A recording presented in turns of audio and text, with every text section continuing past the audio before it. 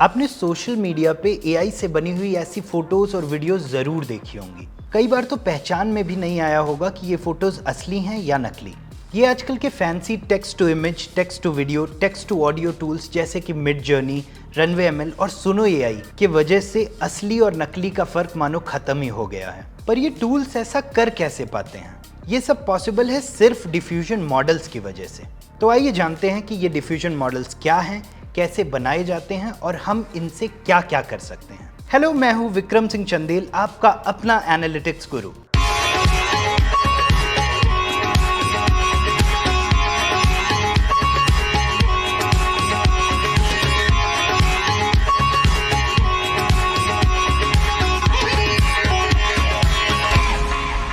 Diffusion models एक ऐसी कमाल की टेक्नोलॉजी है जो नेचर के डिफ्यूजन प्रोसेस को डिजिटल दुनिया में लाती है। डिफ्यूजन एक फिजिकल प्रोसेस है जहां पार्टिकल समय के साथ धीरे धीरे फैलते हैं। एआई के कॉन्टेक्स्ट में डिफ्यूजन मॉडल्स एक क्लियर इमेज को लेकर धीरे धीरे उसमें नॉइस जोड़ते हैं, रैंडमनेस यानी डिसऑर्डर को इंट्रोड्यूस करने के लिए। और ये प्रोसेस तब तक होता है जब तक वो बिल्कुल रैंडम नॉइस की वजह से पहचान से बाहर ना हो जाए। इस प्रोसेस को फॉरवर्ड डिफ्यूजन कहते हैं। यहाँ जादू इन मॉडल्स की इसी प्रोसेस को रिवर्स करने की एबिलिटी सीखने में है। नॉइस वाली इमेज से शुरू करके वो धीरे धीरे नॉइस हटा करके एक नई रियलिस्टिक इमेज बना लेते हैं। इसको रिवर्स डिफ्यूजन या बैकवर्ड डिफ्यूजन कहते हैं। ये आइडिया 2015 में जाशा शोल डिक्सटन ने दिया था। उनके paper deep unsupervised learning using non equilibrium thermodynamics में उन्होंने ये कोर कॉन्सेप्ट बताया था कि अगर डेटा में धीरे धीरे नॉइज ऐड किया जाए और फिर उस प्रोसेस को रिवर्स करना सिखाया जाए तो नए सैंपल्स जनरेट किए जा सकते हैं।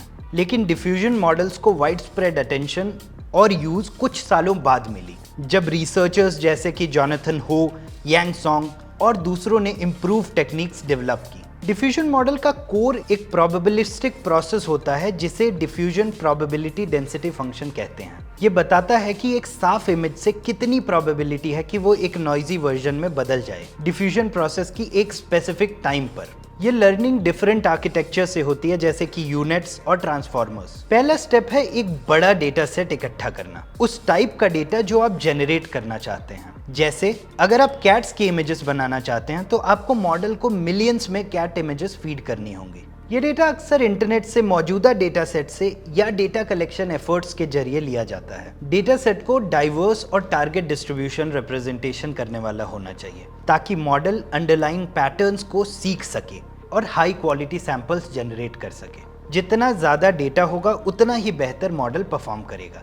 ये बात हर किस्म के मॉडल के लिए लागू होती है। डिफ्यूजन मॉडल्स का इस्तेमाल करके हम दो तरीकों से इमेजेस बना सकते हैं, अनकंडीशनली और कंडीशनली। अनकंडीशनल इमेज जनरेशन मतलब मॉडल सीधे सीधे नॉइस को किसी भी रैंडम पिक्चर में बदल देता है। इसमें हम मॉडल को कुछ नहीं बताते कि क्या बनाना है, तो ये कुछ भी बना सकता है। वहीं कंडीशनल इमेज जनरेशन में हम मॉडल को एक्स्ट्रा इन्फॉर्मेशन देते हैं जैसे टेक्स्ट डिस्क्रिप्शंस या क्लास लेबल्स। यहाँ हम मॉडल को गाइड करते हैं। इससे हम मॉडल से कुछ स्पेसिफिक टाइप की इमेजेस बनाने को बोल सकते हैं। मिडजर्नी और डैली जैसे टूल्स यही करते हैं। ये डिफ्यूजन मॉडल्स के थ्रू टेक्स्ट प्रॉम्प्ट से रियलिस्टिक इमेज जनरेट करते हैं। तो आखिर ये टेक्स्ट जनरेशन से इमेज जनरेट कैसे होती है? इसके लिए ये मॉडल किसी भी बड़े लैंग्वेज मॉडल जैसे कि GPT-4 के जरिए इन टेक्स्ट वर्ड्स को एनकोड करते हैं एक लेटेंट रिप्रेजेंटेशन या टेक्स्ट एम्बेडिंग में।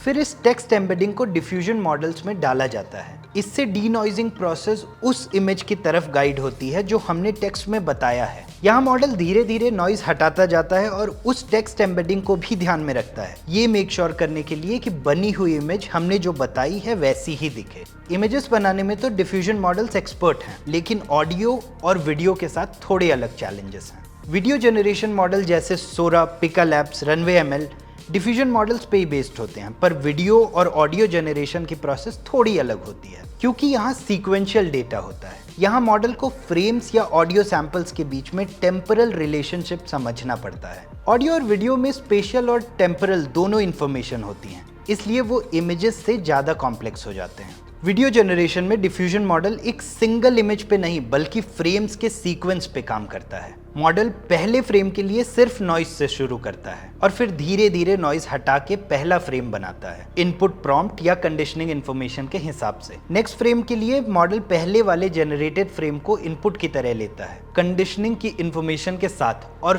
फिर अगला फ्रेम बनाता है पिछले फ्रेम से नॉइज हटा के। ये प्रोसेस तब तक रिपीट होती है जब तक पूरी वीडियो ना बन जाए। वीडियोस और इमेजेस की जो डिफ्यूजन प्रोसेस होती है वो सिमिलर ही होती है, बस वीडियो में मॉडल को ये मेक श्योर करना पड़ता है कि फ्रेम्स के बीच का टाइम और विजुअल सही से बने ताकि वीडियो स्मूथ और रियलिस्टिक लगे।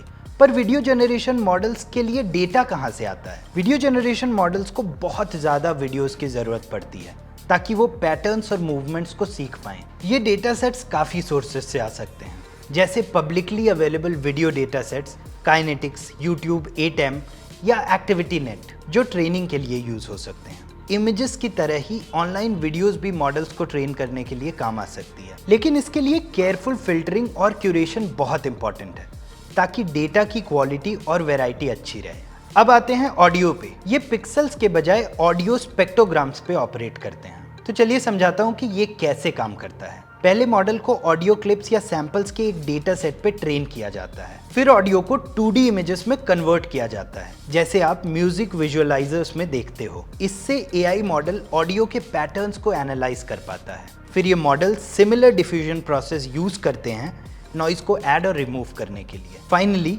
जो स्पेक्ट्रोग्राम बना है उससे वापस ऑडियो वेव फॉर्म में कन्वर्ट किया जाता है ग्रिफिन लिम एल्गोरिदम जैसी टेक्निक्स का यूज करके। पर हर सिक्के के दो पहलू होते हैं। एआई का ये करिश्मा भी बिना चैलेंजेस के नहीं है। इन्हें ट्रेन करना बहुत कंप्यूटेशनली एक्सपेंसिव हो सकता है क्योंकि इन्हें बहुत सारा डेटा चाहिए होता है। इसके अलावा data quality issues, inference time issue और कभी कभी तो ये मॉडल लिमिटेड टाइप्स के ही सैंपल जनरेट करने लग जाते हैं जो मोड कोलैप्स कहलाता है। रिसर्चर्स इन प्रॉब्लम को सॉल्व करने के लिए लगातार काम कर रहे हैं, जैसे ये कुछ प्रॉमिसिंग अप्रोचेस हैं। वीडियो और ऑडियो के लिए रिकरेंट न्यूरल नेटवर्क्स या ट्रांसफॉर्मर्स यूज करने से सीक्वेंशियल डेटा को बेहतर मॉडल किया जा सकता है। एफिशिएंट सैम्पलिंग टेक्निक से इन्फरेंस टाइम कम किया जा सकता है। इंटरप्रेटेबिलिटी से एक्सप्लेनेबल एआई टेक्निक्स यूज की जा सकती हैं। डिफ्यूजन मॉडल्स का यूज बहुत सारे फील्ड्स में ऑलरेडी हो रहा है, जैसे content creation, game development, medical imaging, scientific visualisation और प्रोडक्ट डिजाइन।